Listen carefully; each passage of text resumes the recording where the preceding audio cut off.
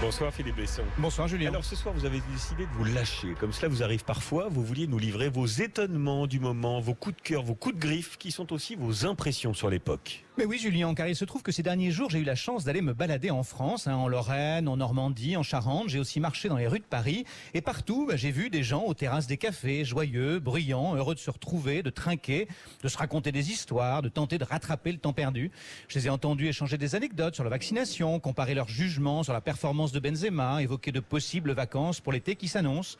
Dans une librairie, on m'a expliqué que des jeunes dépensaient 300 € de leur passe culture pour acheter des livres. Au mode d'aventure des cinémas, j'ai vu de nouvelles affiches, comme autant de promesses, et devant les magasins, de longues files d'attente, parce que beaucoup avaient envie de se faire plaisir ou de faire des cadeaux à leurs proches. Et en dépit des orages, il m'a semblé que tous savouraient la douceur enfin revenue. La France de Raymond Depardon, ça. Voilà, c'est ça.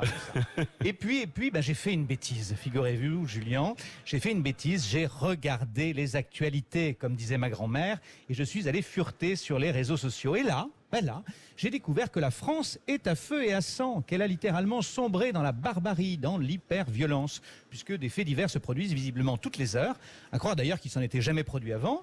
J'ai découvert que sur des plateaux ou en quelques clics, on tient des procès expéditifs, on désigne des coupables à la vindicte populaire, on lance des chasses à l'homme, peu importe qu'on se trompe. J'ai découvert que nous sommes au bord de la guerre civile, des essayistes ayant pignon sur rue et des spécialistes de tout nous l'expliquent sur un ton sans réplique.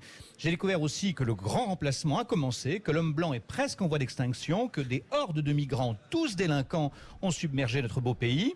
J'ai découvert enfin qu'on nous a inoculé des puces en nous administrant le vaccin contre le Covid, et j'ai entendu des harangueurs de foule réclamer sur une estrade la mort d'un ministre de la Santé sans que ça n'émeuve grand monde. Alors j'ai appelé ma mère, qui a 75 ans, pour la supplier. Toujours appeler sa maman quand on a un doute. Dans ces cas-là, toujours, c'est un réflexe qui est vital. Donc je l'ai appelé pour la supplier de se barricader à l'abri des hordes de sauvages, vous l'avez compris, de surveiller également une éventuelle métamorphose à la suite d'une manipulation génétique, et elle m'a demandé si j'étais dans mon état normal.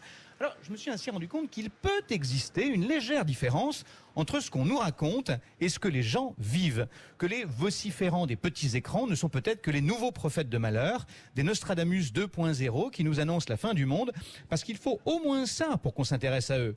Et je me suis dit que si un hurluberlu avait l'idée de venir nous expliquer que la Terre est plate ou que des aliens nous ont envahis, on lui donnerait immanquablement du temps d'antenne, parce que tout de même, ce sont des théories intéressantes qui méritent qu'on en débatte, n'est-ce pas? Et d'ailleurs, à la fin, on organiserait un vote en ligne pour savoir si les gens ont été convaincus, et une partie le serait, signe que tout ça devait être pris au sérieux. Dans la foulée, je me suis souvenu de la phrase de Jean-Luc Godard: l'objectivité à la télévision, c'est 5 minutes pour Hitler et 5 minutes pour les Juifs. Et j'ai frémi un peu. Alors j'ai éteint tous les écrans et je me suis retourné dans la vraie vie. Je suis installé à mon tour à la terrasse d'un café avec des amis. Nous avons parlé de choses idiotes et douces. Nous avons rigolé un bon coup en levant nos bières. Nous avons fait des projets. Nous nous sommes mélangés à d'autres qui ne nous ressemblaient pas. Et nous avons trouvé des choses à nous dire. Et nous avons cru, pauvres de nous, que la vie pouvait être belle. Bien. Merci pour cette carte blanche du lundi, Philippe Besson. Oui. Merci à vous. Quand vous vous éloignez du studio d'Europe 1 quelques jours, vous revenez avec des idées, une vision. C'est intéressant. Merci à vous en tout cas. Merci.